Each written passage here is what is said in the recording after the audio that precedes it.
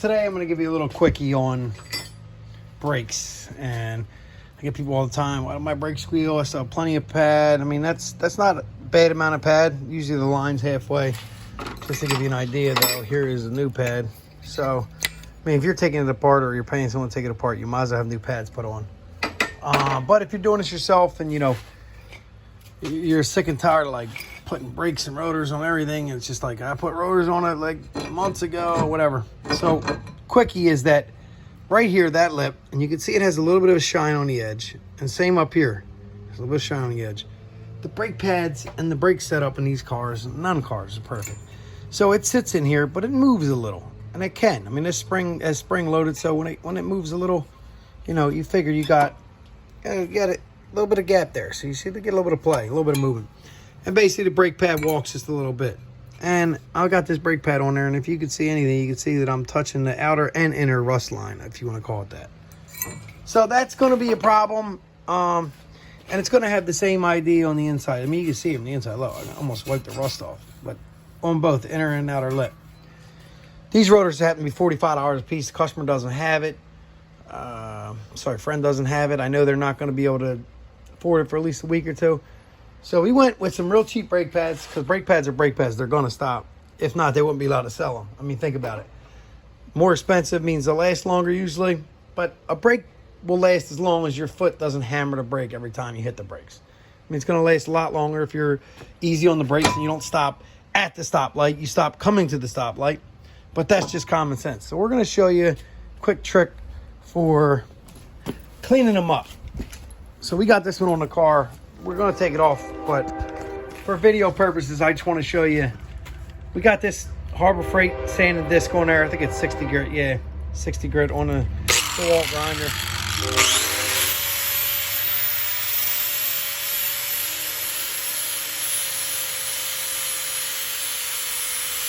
So, I don't know if you can see that, but there's no rust, and my finger doesn't even grab that lip anymore. I actually technically want to taper it a little bit so that in the future, as the rust builds up, it doesn't build up as fast and touch the brake pad again.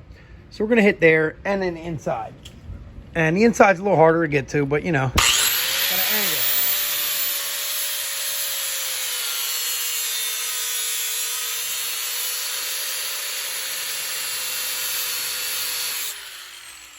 Same idea. You just want to knock down the rust. And if you can knock a little off the end too. So I'll just give you a quickie. Like I said, I told you I was going to take it off. Take it off. It's so much easier to be able to get the whole thing. I mean, honestly, if you could leave it on the car and bolt the lug nuts back on, put the car in drive, if it's front wheel drive, you could literally just sit there like this and you'll get a nice even pattern. And the same with the inside. But I don't like doing that because then you got to do all kinds of fancy shit and turn it off and stuff like that. So here we go.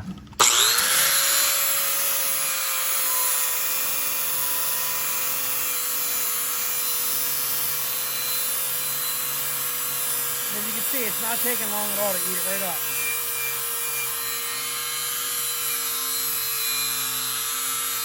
I don't recommend doing this on your buddy's Maserati or anything, but you got to make do sometimes, and you don't want the noise, so this is what you do to get a little, to get through another month or so, you know? Or, honestly, how I discovered this in high school or wherever it was, I had a noise, put brake pads on a friend of mine's car. It still was there, and I just couldn't get rid of the noise. I tried a bunch of different things. Then an old head in a mechanic shop said, listen, just take, you know, sandpaper and sand the edge down and the inside lip.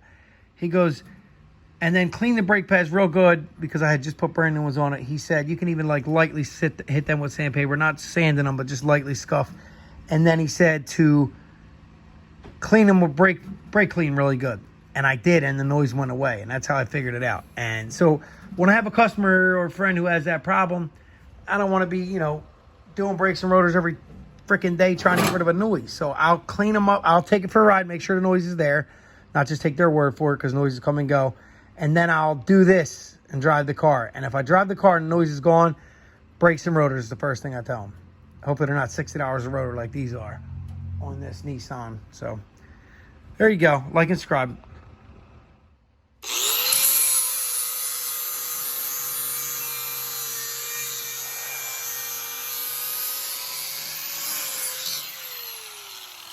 The backside's obviously a lot easier because you got, flat surfaces. So go ahead.